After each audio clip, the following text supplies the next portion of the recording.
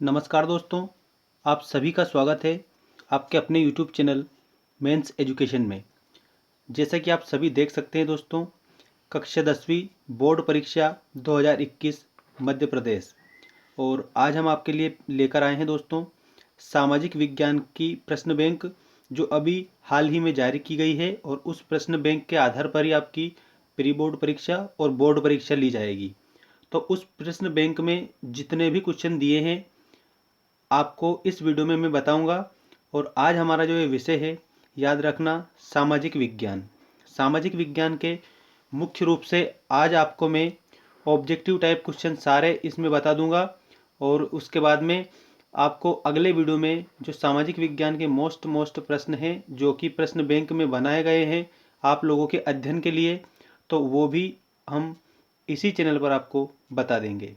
तो दोस्तों, यदि आप हमारे चैनल पर नए हैं तो चैनल को सब्सक्राइब जरूर करें और अपने दोस्तों के साथ शेयर कर दें जो कक्षा 10वीं में पढ़ते हैं।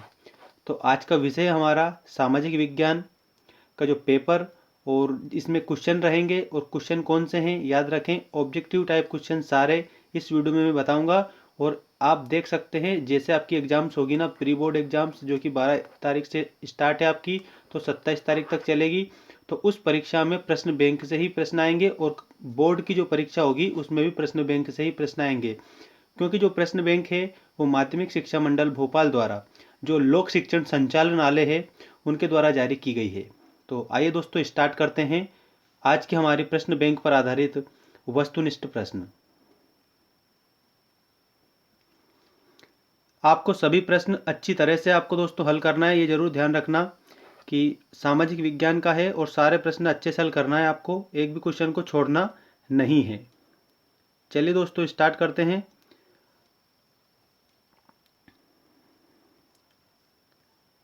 ये आपके वस्तुनिष्ठ प्रश्न हैं और इसके उत्तर भी आप अच्छे से अभी याद कर लेना। और किसी भी प्रकार की अगर समस्या हो तो आप कमेंट करके ज़रूर बताएं। सबसे पहले हम भूगोल खंड के क्वेश्चन देख रहे हैं, और इकाई है हमारी इकाई 1। और अध्याय कौन सा है? अध्याय 1। देखिए अध्याय 1, भारत में संसाधन, भाग 1। चलिए इसके क्वेश्चन देखते हैं हम। पहला देखिए, मानव सर्वाधिक उपयोग करता है, तो कौन से जल का उपयोग करता है? तो भौम जल का उपयोग करता है। मानव सर्वाधिक किस जल का उपयोग करता है? तो याद रखना, भौम जल का वो उपयोग करता है। घाना पक्षी विहार स्थित है, तो घाना पक्षी विहार राजस्थान में स्थित है। जो घाना पक्षी विहार है वो राजस्थान में स्थित है। अगला है, वन संसाधन की प्रमुख समस्या है, तो वन संसाधन की जो प्रमुख समस्या है वो है वनों में लगने वाली आग। तो वनों में लगने वाली आग वन संसाधन की प्रमुख समस्या है। इसके बाद अगला क्वेश्चन देखते हैं हम। मानव जनित आपदा है, मतलब कि ऐसी आपदा जो मानव के कारण उत्पन्न होती है, तो वो है सड़क दुर्घटना। ठीक है, ये मानव जनित आपदा है, सड़क दुर्घटना। और सूखा, बाढ़ और भूस्खलन, सूखा, बाढ़ और भूस्खलन ये प्राकृतिक आपदा की श्रेणी में आती है, लेकिन जो सड़क दुर्घटना है ये मानव जनित आपदा है। अगला देखिए, वन महोत्सव के जन्मदाता कौन है? तो के एम मुंशी, के एम मुंशी। ठीक है, ये किसके जन्मदाता है? वन महोत्सव के जन्मदाता हैं। अगला क्वेश्चन देखिए, आंध्र प्रदेश और ओडिशा, आंध्र प्रदेश और ओडिशा के डेल्टा क्षेत्रों तथा गंगा के मैदानों में सामान्यतः कौन सी मिट्टी पाई जाती है? तो जलोढ़ मिट्टी पाई जाती है। कौन सी मिट्टी पाई जाती है? याद रखना, जलोढ़ मिट्टी। जलोढ़ मिट्टी कहाँ पर पाई जाती है? आंध्र प्रदेश और उड़ीसा के डेल्टा क्षेत्रों में। अगला क्वेश्चन, 7वां क्वेश्चन देखिए, सामाजिक वानिकी योजना को से वित्तीय सहायता प्राप्त होती है, तो विश्व बैंक से वित्तीय सहायता प्राप्त होती है।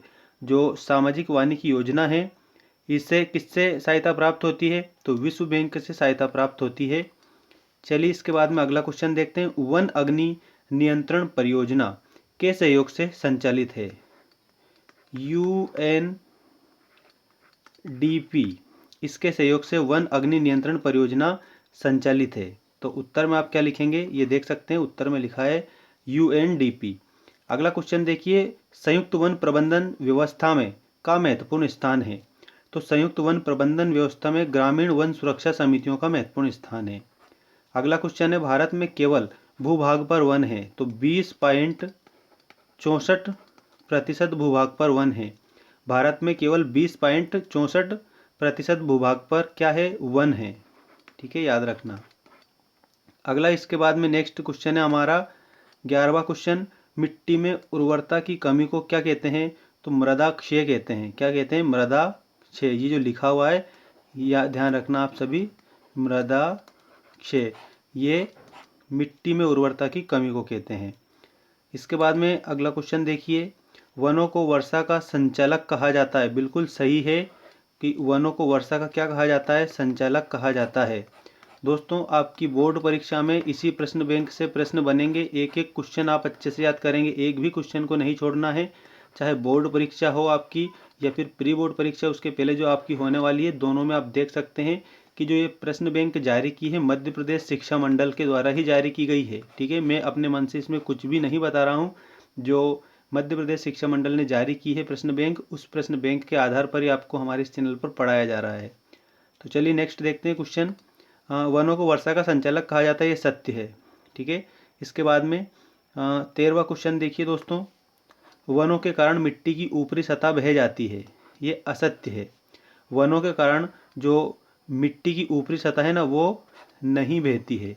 ठीक है, वन तो क्या करते हैं, मिट्टी को बहने से रोकते हैं। ठीक है, बहने से रोकते हैं, याद रखें। तो ये असत्य होगा हमारा, वनों के कारण मिट्टी की ऊपरी सतह बह जाती है, ये असत्य है। अगला है, काली मिट्टी कपास उत्पादन के लिए उपयुक्त है, ये बिल्कुल सही है। ठीक है, काली मिट्टी कपास उत्पादन के लिए क्या है, उपयुक्त है, तो बिल्कुल सही है। अगला है, वन जलवायु को नियंत्रित कर पर्यावरण संतुलन में सहयोग करते हैं। जो वन है ये किसको नियंत्रित करते हैं, जलवायु को नियंत्रित करते हैं। याद रखना आप सभी, मैं लिख के बता रहा हूँ आपको अच्छी तरह से। जलवायु को क्या करते हैं, जलवायु को नियंत्रित करते हैं। ठीक है, नियंत्रित करते हैं, जलवायु को नियंत्रित करते हैं और पर्यावरण संतुलन में सहयोग करते हैं। और किस में सहयोग करते हैं, याद रखना, पर्यावरण संतुलन में सहयोग करते हैं। ठीक है, पर्यावरण संतुलन, इसमें जो वन है ये क्या करते हैं, वन सहयोग करते हैं। ठीक है दोस्तों, याद रखना, सहयोग करते हैं पर्यावरण संतुलन में। तो ये जो 15वां क्वेश्चन है देखिए, वन जलवायु को नियंत्रित कर पर्यावरण संतुलन में सहयोग करते हैं, ये बिल्कुल राइट है, मतलब कि बिल्कुल सत्य है। चलिए इसके बाद में अगला क्वेश्चन देखते हैं। अगला क्वेश्चन आपका इस प्रकार है, केंद्र सरकार ने सन 1955 में केंद्रीय वन आयोग की स्थापना की, तो ये असत्य है। ठीक है, केंद्र सरकार ने सन 1955 में केंद्रीय वन आयोग की स्थापना की, तो इसमें क्या लिखेंगे आप, असत्य। अगला है, लिग्नाइट सर्वोत्तम प्रकार की मिट्टी है, तो इसमें भी आप लिखेंगे असत्य। ठीक है, और अब अगला देखिए क्वेश्चन नंबर 18, नदियों के निक्षेप में कौन सी मिट्टी बनती है, तो जो नदियों के निक्षेप से बनती है जलोढ़ मिट्टी। नदियों के निक्षेप से कौन सी मिट्टी बनती है, तो जलोढ़ मिट्टी बन जाती है, उससे कौन सी मिट्टी बनती है, ध्यान रखना आप, जलोढ़ मिट्टी। ठीक है, अगला क्वेश्चन है, प्राचीन जलोढ़क का स्थानीय नाम क्या है, तो उसको दोमट मिट्टी बोला जाता है, चीका या कांप मिट्टी भी बोला जाता है। जो प्राचीन जलोढ़क है उसका स्थायी नाम, मतलब कि स्थानीय नाम दोमट, चीका या कांप मिट्टी भी उसे हम कह सकते हैं।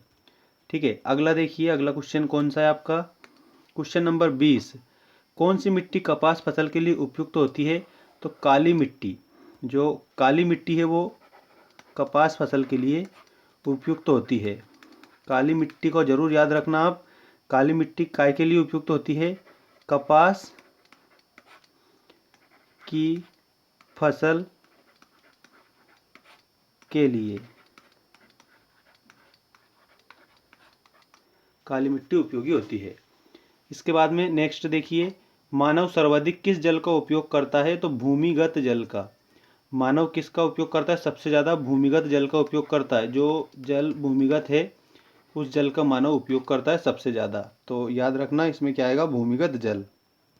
इसके बाद अगला देखिए, डेल्टाई भागों में सामान्यतः कौन सी मिट्टी पाई जाती है, तो डेल्टाई भागों में सामान्यतः जलोढ़ मिट्टी पाई जाती है। अगला है, पेड़ पौधों और जीव जंतुओं के सड़े गले अवशेषों को क्या कहते हैं, तो उसको कहते हैं जीवाश्म। क्या कहते हैं, जीवाश्म। क्या है ये, पेड़ पौधों के सड़े गले अवशेष, पेड़ पौधों के सड़े गले अवशेष, इसे क्या कहते हैं? इसे हम कहते हैं जीवाश्म। पेड़ पौधों के सड़े गले अवशेष को जीवाश्म कहा जाता है। इसके बाद में अगला देखिए प्रश्न नंबर 24। इसमें आपको सही जोड़ी बनानी है। इसके बाद में पाठ 2 के हम देखेंगे। चलिए, काली मिट्टी, तो ये काली मिट्टी कहाँ पर पाई जाती है? महाराष्ट्र में। गिर राष्ट्रीय उद्यान, तो ये गिर राष्ट्रीय उद्यान कहाँ पर है? गुजरात में है। वन महोत्सव, तो 1950, वन महोत्सव 1950। वन संरक्षण अधिनियम, तो इसका करेक्ट आंसर आप याद रखना 1980, वन संरक्षण अधिनियम 1980। कार्बेट, तो ये जो कार्बेट है ये उत्तराखंड में है। कहाँ पर है? उत्तराखंड, मतलब उसके सामने ही ये लिखा हुआ है, ठीक है, उत्तराखंड। कार्बेट के आगे आप लिखेंगे उत्तराखंड। और जो पेरियार है वो है केरल में। पेरियार कहाँ है? केरल में है। तो ये आपकी सही जोड़ी हो जाएगी। और ये सही जोड़ी के उत्तर भी आपको यहाँ पर दे रखे हैं सारे के सारे। देख सकते हैं आप, काली मिट्टी कहाँ पर पाई जाती है? महाराष्ट्र में। गिर राष्ट्रीय उद्यान गुजरात में। वन महोत्सव 1950। वन संरक्षण अधिनियम 1980। कार्बेट उत्तराखंड में और पेरियार केरल में। उत्तराखंड अच्छे से याद रखना, उत्तराखंड, ठीक है। अब हम बात करेंगे पार्ट 2, भारत में संसाधन, इसके वस्तुनिष्ठ प्रश्न सारे। देखिए, भारत में सर्वाधिक रबड़ का उत्पादन होता है, कहाँ पर होता है? केरल में। भारत में सर्वाधिक रबड़ का उत्पादन केरल में होता है। नीली क्रांति का संबंध है मछली उत्पादन से। किस उत्पादन से? मछली उत्पादन से। नीली क्रांति का संबंध कौन से उत्पादन से है? तो याद रखना आप सभी, मछली उत्पादन से, ठीक है। नीली क्रांति का संबंध है। लौह अयस्क का प्रकार नहीं है, तो जो ये बॉक्साइट दे रखा है, ये बॉक्साइट लौह अयस्क का प्रकार नहीं है, तो इसमें बॉक्साइट आएगा, ठीक है। बॉक्साइट लौह अयस्क का प्रकार नहीं है। अगला देखिए, मध्य प्रदेश में किस खनिज के उत्पादन में भारत में प्रथम स्थान है? तो हीरा, ठीक है, इसका करेक्ट आंसर होगा हीरा। हीरा मध्य प्रदेश में सबसे ज़्यादा पाया जाता है। और कहाँ पर पाया जाता है? पन्ना। कहाँ पर पाया जाता है? पन्ना में पाया जाता है। इसके बाद में अगला क्वेश्चन देखिए। अगला क्वेश्चन है आपका, कृषि क्षेत्र सम्मिलित है, तो कृषि प्राथमिक क्षेत्र में सम्मिलित है। याद रखना, ये मोस्ट इम्पोर्टेंट क्वेश्चन है सारे के सारे। प्राथमिक क्षेत्र, ठीक है, जो कृषि है वो प्राथमिक क्षेत्र में संबंधित है। पीत क्रांति का संबंध, अच्छा मैं यहाँ पर लिख देता हूँ, पीत क्रांति, ठीक है। जो पीत क्रांति है उसका संबंध किससे है? तो तिलहन से है। तिलहन उत्पादन से है। तिलहन उत्पादन से है। किसका संबंध? पीत क्रांति का संबंध। ये जो दे रखी है ना पीत क्रांति, इसका संबंध तिलहन उत्पादक से है। अब तिलहन उत्पादन के बाद हम बात करेंगे 32वें क्वेश्चन की। और समझ लो, इसमें सारे क्वेश्चन अच्छे से याद करना है। श्वेत क्रांति द्वारा भारत में किसको बढ़ावा मिला? तो दुग्ध उत्पादन, मतलब कि दूध उत्पादन को बढ़ावा मिला श्वेत क्रांति के द्वारा। कौन सी क्रांति के द्वारा? तो ये यहाँ पर लिख देता हूँ, श्वेत क्रांति के द्वारा। श्वेत क्रांति, इस श्वेत क्रांति के द्वारा किसको बढ़ावा मिला? दुग्ध उत्पादन को बढ़ावा मिला। इसके बाद में अगला है, प्रति हेक्टेयर गेहूं का सर्वाधिक उत्पादन करने वाला राज्य कौन सा है? उत्तर प्रदेश, ठीक है, यूपी, ठीक है। उत्तर प्रदेश में प्रति हेक्टेयर सर्वाधिक गेहूं का उत्पादन होता है। अगला क्वेश्चन है आपका, सोयाबीन उत्पादन में प्रथम स्थान प्राप्त भारतीय राज्य कौन सा है? मध्य प्रदेश, ठीक है। मध्य प्रदेश को सोयाबीन स्टेट भी बोला जाता है। और उसके बाद में टाइगर स्टेट भी इसको बोला जाता है। क्या बोला जाता है? याद रखना, टाइगर स्टेट भी बोला जाता है मध्य प्रदेश को, सोयाबीन स्टेट भी बोला जाता है, और भारत का हृदय प्रदेश भी बोला जाता है, ठीक है। भारत का हृदय प्रदेश, इतने नामों से इसको जाना जाता है। मध्य प्रदेश का नाम मध्य प्रदेश किसने दिया? तो पंडित जवाहरलाल नेहरू ने। किसने दिया? जवाहरलाल नेहरू ने। तो अब हम बात करते हैं अगले क्वेश्चन की। सोयाबीन उत्पादन में प्रथम राज्य, तो याद रखना मध्य प्रदेश। इसके बाद क्वेश्चन है, मैंगनीज मिलाकर धातुओं को लचीला, ठीक है, लचीला और मजबूत बनाया जाता है, ठीक है। मैंगनीज मिलाकर धातुओं को कैसा बनाया जाता है? लचीला बनाया जाता है और मजबूत बनाया जाता है। Tata iron and steel company Jamshedpur राज्य में स्थित है। जमशेदपुर तो किस राज्य में? झारखंड में है। कहाँ पर है? झारखंड। अगला क्वेश्चन देखिए, सत्य असत्य है। अब बिहार के अभ्रक को रूबी अभ्रक कहते हैं, ये सत्य है। बिहार के अभ्रक को रूबी अभ्रक कहते हैं, ये बिल्कुल सही है। मध्य प्रदेश कक्षा 10वीं बोर्ड परीक्षा और प्री बोर्ड परीक्षा प्रश्न बैंक पर आधारित क्वेश्चन हम आपको बता रहे हैं। चलिए नेक्स्ट, जनसंख्या विस्फोट से संसाधनों की कमी हो जाती है, ये बिल्कुल सही है। जनसंख्या अगर बढ़ेगी तो जो संसाधन है वो घट जाएंगे। क्या हो जाएगा? याद रखना, जो संसाधन है वो क्या होंगे? घट जाएंगे, घटेंगे। किसके कारण? जनसंख्या वृद्धि के कारण। तो जनसंख्या की असीमित जो वृद्धि होती है ना, उसी को जनसंख्या विस्फोट कहा जाता है। अगला देखिए, सोयाबीन का सर्वाधिक उत्पादन बिहार में होता है, ये असत्य है। सोयाबीन का जो सर्वाधिक उत्पादन है ये बिहार में नहीं, मध्य प्रदेश में होता है। छोटा नागपुर पठार में भारत के कुल खनिज का 40% भाग पाया जाता है, बिल्कुल सही है। छोटा नागपुर पठार में जो भारत का कुल खनिज होता है उस कुल खनिज का 40% कितना? 40% भाग पाया जाता है। और याद रखना, जो छोटा नागपुर पठार है, ठीक है, और इसे आश्चर्य भी बोला जाता है, ठीक है, खनिज का आश्चर्य भी कहा जाता है। इसके बाद में अगला देखिए, अगला क्वेश्चन है आपका, राजस्थान में मरुस्थलीय मिट्टी पाई जाती है, ये बिल्कुल सत्य है। राजस्थान में मरुस्थलीय मिट्टी पाई जाती है, तो राइट है ये। वे फसलें जो वर्षा ऋतु के आरंभ में बोई जाती है क्या कहलाती है? खरीफ की फसलें कहलाती है। वर्षा ऋतु के आरंभ में बोई जाती है, ठीक है, तो कौन सी फसलें कहलाएगी? तो वो कहलाएगी दोस्तों, याद रखना, खरीफ की फसलें। खरीफ की फसलें। कौन सी ऋतु? तो ये वर्षा ऋतु, ठीक है। चलिए इसके बाद में अगला क्वेश्चन देखते हैं।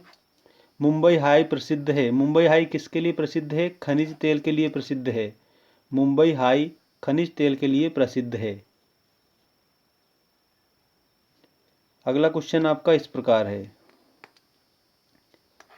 जैक ऑफ ट्रेड्स किसे कहा जाता है? मैंगनीज। जो ये मैंगनीज है इसको क्या बोला जाता है?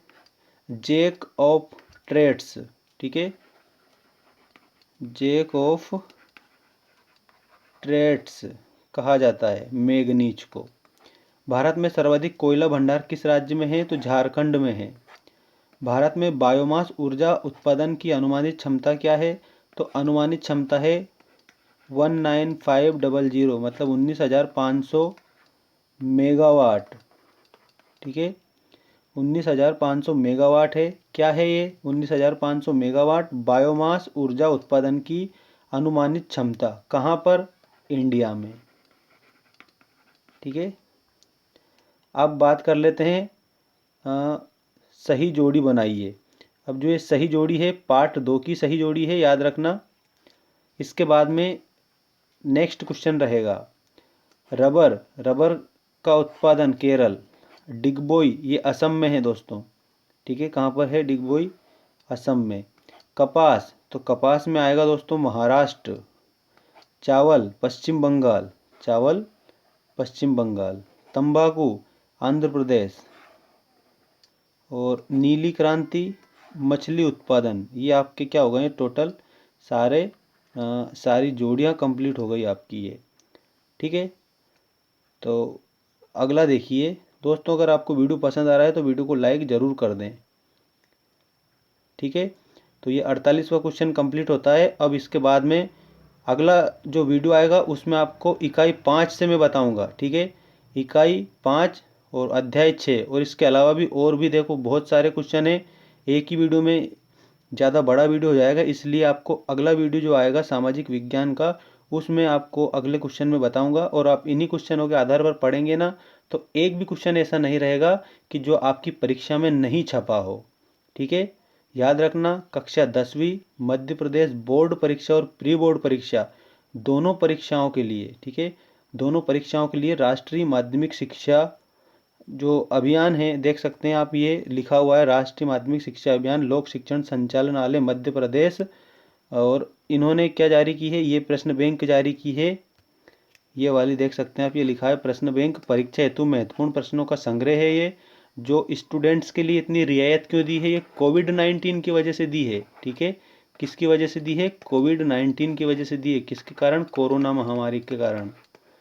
ठीक है, ये प्रश्न बैंक भी उन्होंने जारी कर दिए। बस आपको अब इस प्रश्न बैंक में से क्या करना है, इस प्रश्न बैंक में से आपको सारे जो क्वेश्चन हैं वो याद करने हैं। क्वेश्चन और आंसर दोनों दिए हैं, हर विषय के प्रश्न बैंक जारी कर दिए और हर विषय के हमारे इस चैनल पर आपको उपलब्ध हो जाएंगे। वैसे 12th क्लास के तो हमने पूरे मॉडल टेस्ट पेपर, ठीक है, मॉडल टेस्ट पेपर अपलोड कर दिए हैं। और 10th क्लास के अब आज से ही स्टार्ट है, और जिसमें सबसे पहले आपको सामाजिक विज्ञान का बताया मैंने। कौन सा बताया, याद रखें, सामाजिक विज्ञान का बताया। इस सामाजिक विज्ञान में याद रखें कक्षा 10वीं वाले विद्यार्थी मध्य प्रदेश के कि जो प्रश्न बैंक है उस पर आधारित सारे क्वेश्चनों को शामिल किया गया है। और अगले वीडियो में भी इन प्रश्न बैंक से ही बताएंगे, क्योंकि प्रश्न जो आने वाले हैं आपके इन्हीं प्रश्न बैंक से आएंगे।